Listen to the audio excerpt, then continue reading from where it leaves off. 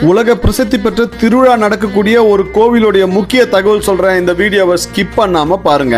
வணக்கம், நான் உங்கள் வேலூர் மாவட்டம் குடியாத்தம் சரவணன். நம்ம வேலூர் மாவட்டம் பொற்கொடியம்மன் திருவிழா பத்தி நான் சொல்லி தெரிய வேண்டியதில்லை.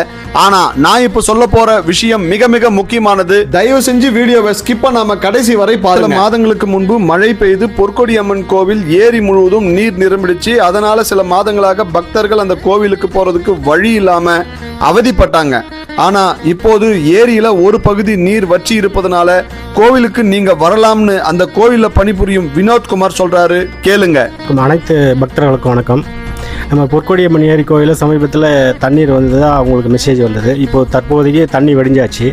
நமக்கு வேலூர் டு ஒடுக்குத்தூர் அந்த வழியாக மூளைகேட் பஸ் ஸ்டாப்பில் இருந்து பள்ளிகொண்டா ரூட் வழியாக வந்தீங்கன்னா ஒரு 1/2 கிலோமீட்டர் வந்தோடனே பொன்னி அரிசி அங்காடி ரைட்டில் எடுத்தோடனே நேராக நமக்கு பின்பக்கம் வழி கிளியர் ஆயிடுச்சு. அனைத்து பக்தர்களும் உங்கள் வேண்டுதலை செலுத்தும்படி கேட்டுக்கொள்ளப்படுகிறது கோயில் சார்பாக. வேலூர் மாவட்டம் மற்றும் வேற எந்த மாவட்டமாக இருந்தாலும் கோவிலுக்கு போகிறதுக்கு 2 வழி சொல்றேன், நோட் பண்ணிங்க. செதுவாலை அருகில் வல்லண்டராமம் வில்லேஜ் வழியா மூலக்கடை ஸ்டாப்பிங் வந்துடுங்க. இல்லைன்னா பள்ளிகொண்டா ஸ்ரீபுரம் தங்கக்கோயில் ரோடு வழியா மூலக்கடை ஸ்டாப்பிங் வந்துடுங்க.